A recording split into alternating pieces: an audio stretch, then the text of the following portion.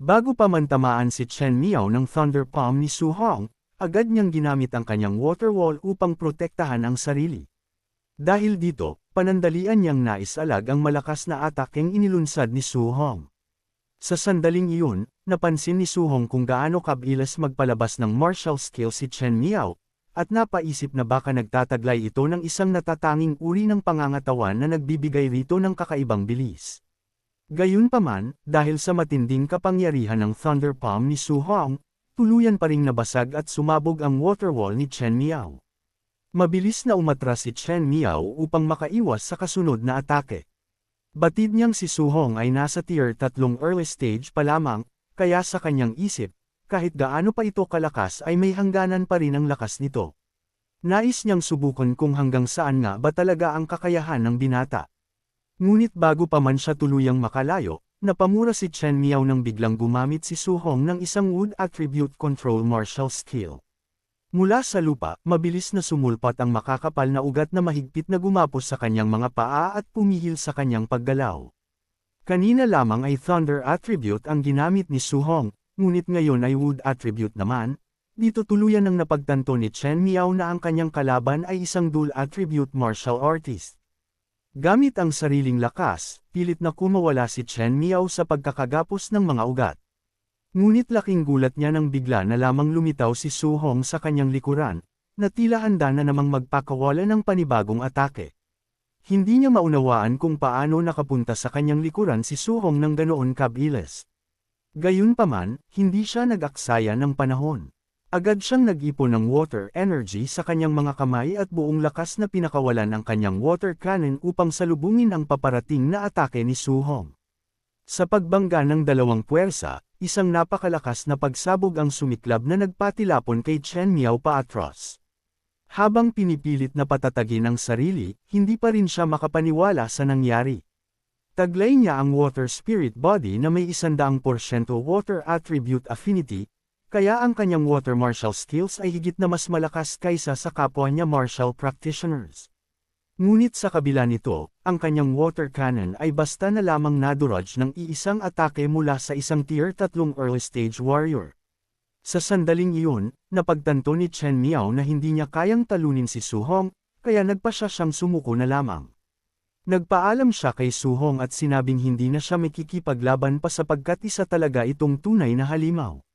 Ngunit bago pa man siya tuluyang makalayo, gulat na gulat si Chen Miao nang magpalabas si Su Hong ng isang water wall upang harangan ang kanyang daraanan at pigilan ang kanyang pagtakas.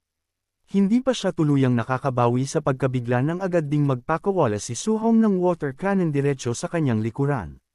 Dahil sa lakas ng impact, tumalsik si Chen Miao pataas sa ere. Habang nasa ere, napasigaw siya sa galit at napamura, habang itinatanong kay Su Hong kung paano nito natutunang gamitin ang dalawang martial skills na iyon. Sa mismong sandaling iyon, mabilis na sumunod si Su Hong sa kanya sa kaitaasan. Kalmadong sinabi ni Su Hong kay Chen Miao kung hindi ba't ito mismo ang nagturo sa kanya ng mga teknik na iyon. Lalo pang naguluhan si Chen Miao at agad na nagtanong kung kailan niya itinuro ang mga iyon. Gayunpaman, buong lakas na inilunsad ni Su Hong ang kanyang napakalakas na Thunder Palm diretso sa mukha ni Chen Miao, at inisip nito na natutunan ng bida sa pamamagitan lang ng panunood. Bago pa man tumama ang atake, nagpasalamat pa si Su Hong dahil sa libreng martial skills na natutunan niya mula rito. Sa sumunod na sandali, marahas na bumagsak si Chen Miao sa lupa. Ang matinding impact ng kanyang pagbagsak ay nagdulot ng napakalakas na pagyanig na umalangaw-ngaw sa buong paligid. Hindi makapaniwala si Grandmaster Li Chengdao sa kanyang nasaksihan, wala pang isang minuto ang lumipas, ngunit natutunan na agad ni Su Hong ang dalawang A-rank martial skills. Doon tuluyang napagtanto ng prinsipal na ang talento ng binata ay higit na mas kahanga-hanga kaysa sa nakasaad sa opisyal nitong file.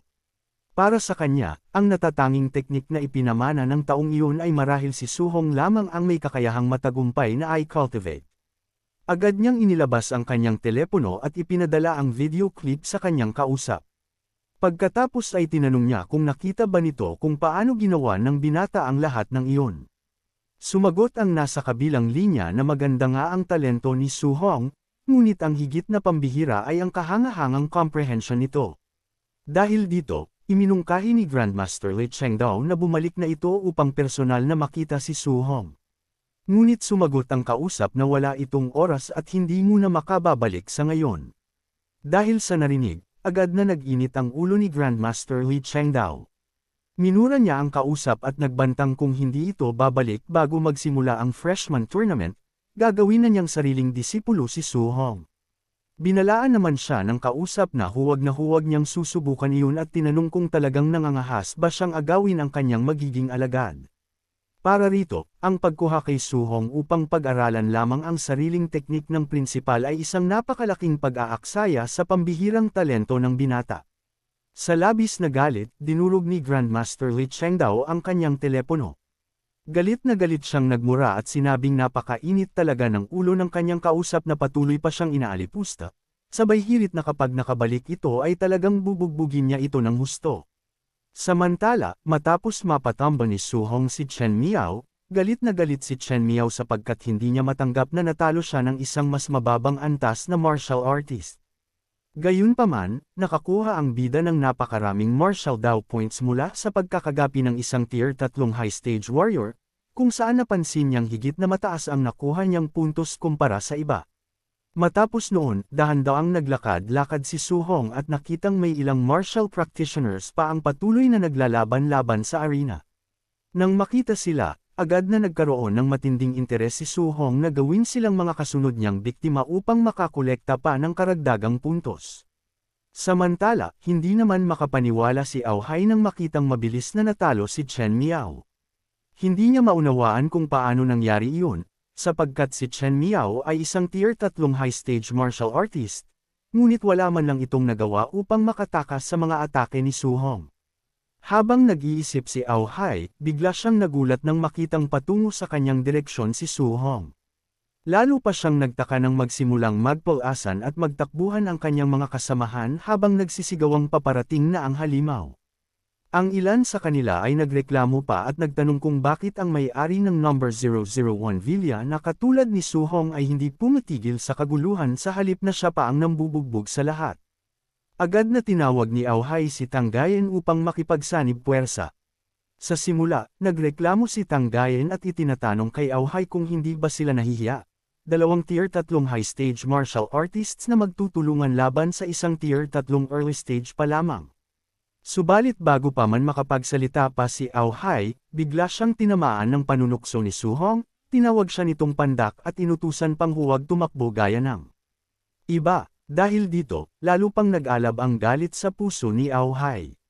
Agad siyang lumapit kay Tang Gayen at walang pag-aalinlangang sumang-ayon na makipagsanib puwersa. Mabilis silang sabay na sumugod habang nagpa siyang gamitin muli ang dati na nilang subok na taktika. Nang marinig iyon ni Su Hong, bahagya siyang nagulat at napaisip na marahil ay matagal nang magkakilala ang dalawa at sanay nang magkasama sa pakikipaglaban.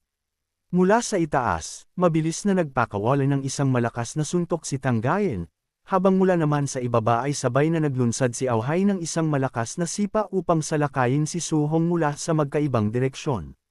Subalit sa pamamagitan lamang ng isang simpleng pagtalon, madaling naiwasan ni Su Hong ang kanilang sabayang atake. Gayunpaman, napakabilis ding kumilos ni Tang Gayen.